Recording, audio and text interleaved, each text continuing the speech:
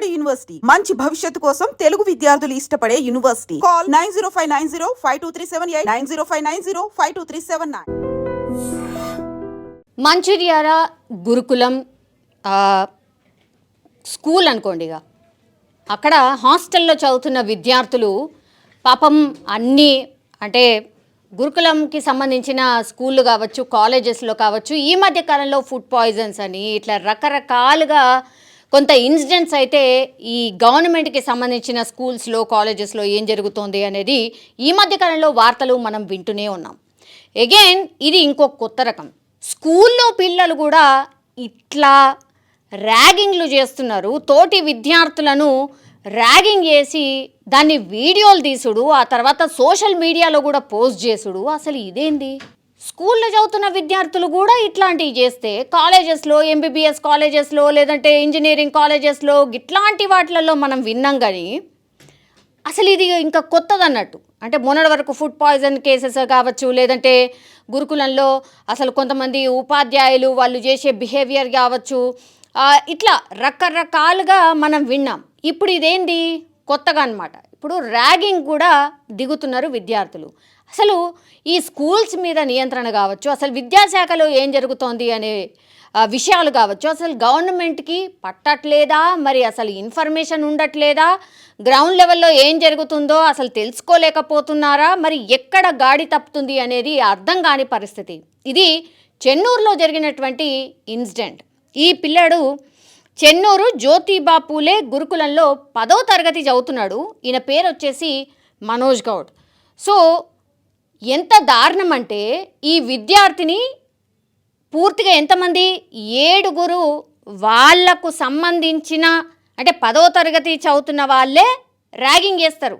7 కలిసి వాళ్ళ ఫ్రెండ్ అంటే ఈ మనోజ్ గౌడ్నే ర్యాగింగ్ చేస్తారు. తర్వాత దాన్ని వీడియో తీస్తారు. వీడియో తీసి కొట్టుకుంటూ ఎంజాయ్ చేసుకుంటూ పిచ్చి పిచ్చిగా కేకలు పెడుతూ ఆయననిగా ఇష్టం వచ్చినట్టు బంతి ఆట ఆడుకోవడం అంటారు చూసారా, అట్లా బంతాట ఆడినరు మనోజ్ గౌడ్తోని అనేది ఈ వీడియోని మనం చూస్తే స్పష్టంగా అర్థమవుతోంది. ఏంది ఇది? 10వ తరగతి విద్యార్థులు, అసలు మీరు చదువు తప్ప మీ టీచర్లు ఏం చెప్తున్నారు, ఆర్ మీ తిండేంది, మీరు ఏం చదువుతున్నారు, 10వ తరగతిలో మీరు ఇంకా నెక్స్ట్ ఏం చదువుకోవాలా, మీ ఫ్యూచర్ ఏంది కదా, గవ్వి కదా ఆలోచించాలా. అవన్నీ పక్కన పెట్టి ఒక మనిషిని టార్గెట్ చేస్తూ, అది కూడా మీతోటి చదువుతున్న ఆయన్నే టార్గెట్ చేస్తూ ఈ తన్నడం ఏంది, ఈ వెకిలి చేష్టలేంది, అసలు దాన్ని వీడియో తీయడం ఏంది, ఏమవుతుంది? అసలు వీళ్ళ దగ్గర ఫోన్లు ఎట్లుంటాయి? అసలు 10వ తరగతి విద్యార్థులు ఆరు విద్యార్థులకు ఫోన్లు ఎట్లుంటాయి? కార్పొరేట్ స్కూళ్ళలో అంటే దరిద్రం అది తప్పట్లేదు మనకి. ఇప్పుడు ఈ గురుకుల స్కూళ్ళల్లో కూడా, అది కూడా గవర్నమెంట్కి సంబంధించిన స్కూళ్ళల్లో కూడా విద్యార్థుల దగ్గర ఫోన్లు ఉంటాయి, వాళ్ళకు అన్ని సోషల్ మీడియా ప్లాట్ఫామ్స్ ఉంటాయి. ఇట్లా అంటే ఒకళ్ళని చూసి ఒకళ్ళు నేర్చుకున్నాడు అన్నట్టు. అంటే ర్యాగింగ్కి సంబంధించి ఎట్లా చేయొచ్చు ఏంది అనేది ఈ విద్యార్థులు ఎన్నో గతంలో అన్ని ఇన్సిడెంట్స్ చూసి ఇట్లా మనం కూడా చేయొచ్చు అనుకొని, లేకపోతే సినిమాల ప్రభావం అనుకోండి, అన్ని సోషల్ మీడియా ప్లాట్ఫామ్స్లో, ఓపెన్ ప్లాట్ఫామ్స్ ఏదన్నా వీడియో ఓపెన్ చేయగానే మనకు అందుబాటులో ఉంటుంది. ఏదంటే అది చూడొచ్చు. అడ్డమైనయే చూడడం ఎక్కువైతుంది. అందుకే కదా ఇప్పుడు 10వ తరగతి చదువుతున్నారు, వాళ్ళకి 14 to 15 years ఆఫ్ ఏజ్, మైనర్లు వీళ్ళంతా.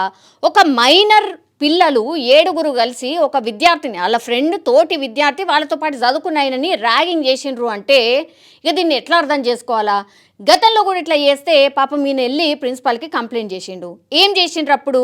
ప్రిన్సిపల్ పిలిచి వాళ్ళ ఆ 7 కూడా మందలించి, బాబు ఇట్లా చేస్తే నడవదు, మరి ఏమన్నాడో కొట్టిండ్రు. ఇప్పుడు కొడితే ఇంకో బాధ, కొడితేనేమో వీళ్ళే మళ్ళీ ఉల్టా కంప్లైంట్ చేస్తారు, వీళ్ళే ర్యాగింగ్ చేస్తారు, వీళ్ళని కొడితే మళ్ళీ కంప్లైంట్ చేస్తారు. ఇప్పుడు విద్యార్థులది కూడా చాలా అంటే చాలా తప్పు. ఇప్పుడు వాళ్ళ పేరెంట్స్ వచ్చి అడుగుతారు, మాకు చెప్పొచ్చు కదా, మమ్మల్ని పిలిపియచ్చు కదా అని. ఈ ఇన్సిడెంట్లో ఏం జరిగిందో మనకు తెలియదు. జనరల్లీ పిల్లలు ఒకవేళ తప్పులు చేస్తున్నారు అంటే ఫస్ట్ పేరెంట్స్కి చెప్పాలి. కొంతమంది ఉపాధ్యాయులు ఏం చేస్తుర్రు, వాళ్ళు కూడా విచక్షణ కోల్పోయి కొట్టుడో తిట్టుడో ఇంకేమన్నా చేస్తే మాత్రం వీళ్ళ మీద పోలీస్ కేసులు అవుతున్నాయి, వీళ్ళని తీసుకుపోయి జైలు వేస్తున్నారు. కానీ అసలు విద్యార్థులు మరి గాడి తప్పి గిట్లాంటి ర్యాగింగ్లకు పాల్పడుతూ, గిట్ల వికృత చేష్టలు చేస్తూ, సోషల్ మీడియా ప్లాట్ఫామ్లో వాళ్ళ ఫ్రెండ్నే ర్యాగింగ్ చేస్తూ దాన్ని సోషల్ మీడియాలో షేర్ చేస్తే మరి ఏం చేయాలా? ఇప్పుడు ఉపాధ్యాయులు కొన్ని చోట్లలో తప్పు చేస్తున్నారు, కానీ నియంత్రణ చేయాల్సింది, లేకపోతే అసలు మీరు ఎట్లుండాలా ఏంది అనేది నేర్పించాల్సిందే ఉపాధ్యాయులే. ఇప్పుడు ఉపాధ్యాయుల చేతులు కట్టేసినాం, మరి ఏం చేయమంటారు? తిడతారు, కొద్దిసేపు చెప్తారు, ఆ తర్వాత ఇక కామ్ డౌన్ అయిపోతారు. ఇప్పుడు ఏమైపోయింది, ఈ 7 విద్యార్థులు కలిసి పూర్తిగా ఒక బాలుణ్ణి వేధించడం, సోషల్ మీడియాలో కూడా షేర్ చేయడం. ఇది ఏ రోజు జరిగింది అంటే 6వ తారీఖున జరిగింది. అంటే ఈ నెలనే 6వ తారీఖున రాత్రి 10 గంటలకు అందరు కలిసి మనోజ్ గౌడ్ను దారుణంగా కొట్టిండ్రు. ఆ తర్వాత ఆ వీడియోని తీసిండ్రు, సోషల్ మీడియా ప్లాట్ఫామ్లో వేసిండ్రు, చెప్పిండ్రు కూడా మేము కొట్టే వీడియో ఏదైతే ఉందో ఇదంతా కూడా మేము సోషల్ మీడియాలో పెడుతున్నామని. ఎందుకు? ఫస్ట్ ఈయనను బెదిరించిండ్రు, ఏమని? మా కాళ్ళు నొక్కు, నీళ్లు తీసుకురా, అడిగినప్పుడు పైసలు ఇయ్యు. ఎందుకు ఇవ్వాలైనా? మీ కాళ్ళు ఎందుకు నొక్కాలి? ఏంది రుబాబేంది? ఏ సినిమాలు చూసి ప్రభావితం అవుతున్నారా, లేకపోతే ఏంది అసలు ఇది? ఆయన ఎందుకు నొక్కాలి మీ కాళ్ళు? అదే అడిగిండు ఆయన. మనోజ్ గౌడ్ అనే పిల్లగాడు కూడా ఈ సహచర విద్యార్థులను ఎవరైతే ఇట్లా వేధిస్తున్నారో ఆయన అదే అడిగినరు. ఆయననట కాళ్ళు ఒత్తాలన్నట ఈ 7 విద్యార్థుల్ని. అడిగినప్పుడట పైసలు ఇవ్వాలన్నట. ఆ తర్వాత ఏంది, నీళ్లు కూడా, అంటే నీళ్ళు తీసుకురా అంటారు కదా, నీళ్ళు కూడా తీసుకురావన్నట. ఎందుకు తీసుకురావాలైనా? ఇదే ప్రశ్నించిండు, ఇదే ఎదిరించిండు. ఎదిరించినందుకు ఏం చేసిండ్రు? కొట్టిండ్రు, ఆ వీడియోని తీసిండ్రు, సోషల్ మీడియాలో పెట్టిండ్రు. ఇంకా లాభం లేదనుకున్నాడు మనోజ్ గౌడ్. ఇంకా ఎక్కడ కూడా ఆయన కాంప్రమైజ్ కాకుండా ఇక భరించిండు, నా వల్ల కాదు అని వాళ్ళ అమ్మా నాన్నని పిలిపించిండ్రు హాస్టల్కి. పిలిపించినప్పుడు ఈ సోషల్ మీడియా ప్లాట్ఫామ్లో ఏదైతే పెట్టినరో అవన్నీ చూయించిండ్రు. ఆ తర్వాత ఉపాధ్యాయుల ముంగడికి తీసుకుపోయి విషయం చెప్పిండ్రు. అప్పుడు ఇంకేం చేయాలి? ఆ 7 విద్యార్థుల్ని ముంగడ కూర్చోబెట్టి అడిగిండు అని. అంటే అడగడానికి ఏముంది, ప్రూఫ్తో సహా ఉంది కదా. వేధించడం అంటే మామూలు వేధించడం కాదు. ఇప్పుడు మనోజ్ గౌడ్ కొంచెం ధైర్యంగా ఉన్నాడు కాబట్టి పాపం ఎట్లాంటి దానికి పాల్పడలేదు. ఒకవేళ వాళ్ళ పేరెంట్స్కి చెప్పకుండా చేయకుండా ఈ మధ్య కాలంలో చాలామంది పిల్లలు కూడా ఆత్మహత్య చేసుకుంటున్నారు. ఏం చేయాలనో అర్థం కాక. వీళ్ళ పేరెంట్స్ ఊటావుట్నా ఈయనకు ఫోన్ చెయ్యంగానే నాకు ఇట్లా అవుతుంది, మీరు రండ్రి అనగానే వెంటనే వచ్చిండ్రట. వచ్చి చూస్తే సోషల్ మీడియాలో ఆయనను కొట్టిన విజువల్స్, దెబ్బలు ఉంటాయి కదా, అవన్నీ చూసిన తర్వాత అసలు తల్లిదండ్రులు కూడా షాక్ అయిపోయినరు. అప్పుడు ప్రిన్సిపాల్ని లేకపోతే హాస్టల్లో ఉన్నటువంటి వార్డెన్ని అడిగినరు, అసలు ఏమవుతుంది మీ హాస్టల్లో? గింత 7 విద్యార్థులు కలిసి మా పిల్లగాడిని కొడుతుంటే మీరు ఏం చేస్తుర్రు? మీరు నిద్రపోతుండ్రా? అసలు ఏం నియంత్రణ చేస్తుర్రు? 10వ తరగతి విద్యార్థులు గిట్లా కొట్టుకుంటుంటే మీరు ఏంది? ఒకవేళ మా పిల్లగాడికి ఏమన్నా అయితే ఎవరు బాధ్యులు? ఇట్లాంటివన్నీ అడిగినరు. ఏ పేరెంట్ అయినా అడుగుతారు. అదే ఇప్పుడు ఆ పేరెంట్స్ కూడా అడిగినరు.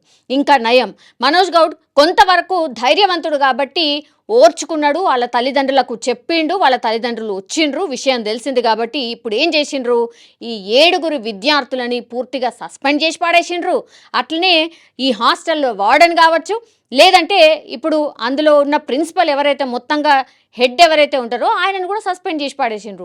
సస్పెండ్ చేయడమే కాదు, ఆ గురుకులాల్లో ఏం జరుగుతుంది, అట్లనే ఈ ఇన్సిడెంట్ మళ్ళీ తర్వాత జరగకుండా ఏం చేయాలి, అసలు పిల్లలు గిట్లా ఇంత ఘోరంగా ఎందుకు తయారవుతుండ్రు, ర్యాగింగ్ చేయడం ఏంది, 14-15 వయసు కూడా లేదు, వీళ్ళు గిట్లాంటి వాటికి పాల్పడడం ఏంది అనేది కూడా పూర్తి స్థాయిలో ఎంక్వైరీ చేయాలి.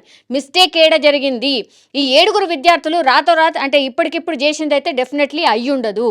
ఎప్పటి నుంచో వీళ్ళు వేధిస్తూ ఉండుంటారు, కానీ చర్యలు ఎందుకు తీసుకోలే కంప్లైంట్ చేసినప్పుడు? ఇవన్నీ విషయాల మీద కూడా ప్రస్తుతం అయితే ప్రభుత్వం కూడా ఆరా తీస్తున్నట్టు మనకున్నటువంటి సమాచారం. బట్ 14-15 ఏళ్ల పిల్లలు మరి పూర్తిగా సెల్ ఫోన్లనో లేకపోతే సోషల్ మీడియా మీద పూర్తిగా వాళ్ళ మీద ప్రభావం చూపినట్టే ప్రస్తుతం అయితే స్పష్టంగా అర్థమవుతోంది. సినిమాల ప్రభావం, సెల్ ఫోన్ల ప్రభావం, అసలు పూర్తిగా ఈ పిల్లలు విచక్షణ కోల్పోయి మరి ఇట్లాంటి వాటికి పాల్పడుతున్నారు. కాబట్టి డెఫినెట్లీ గవర్నమెంట్స్ కూడా ఆలోచించాల్సిందే.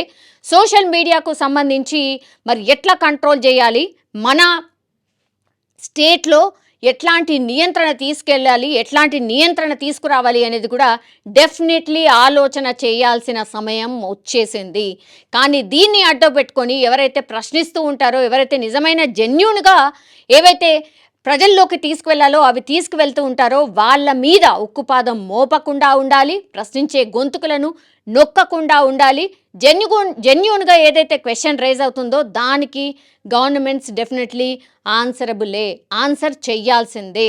ఎవరైతే మరీ అసలు విచ్చలవిడితనంగా యూట్యూబ్ని ఆర్ సోషల్ మీడియా ప్లాట్ఫామ్స్ని ఎవరైతే వాడుతున్నారో వాళ్ళ మీద నియంత్రణ ఉండాల్సిందే, నిగరాని డెఫినెట్లీ ఉండాల్సిందే. ఇది కూడా జనరల్లీ పబ్లిక్ కోరుతున్నటువంటి అంశమే. బట్ ఈ స్కూల్లో జరిగినటువంటి ఇన్సిడెంట్ నిజంగానే చాలా చాలా బాధాకరం. ప్రభుత్వం అయితే కఠినంగా, ఇంకా కఠినంగా రూల్స్ పాస్ చేయాలి. అట్లనే స్కూళ్ళ మీద పూర్తిగా పట్టు వచ్చేలాగా, ఒక నియంత్రణ తెచ్చేలాగా ఒక యాక్షన్ ప్లాన్ అయితే డెఫినెట్లీ తీసుకురావాల్సిందే.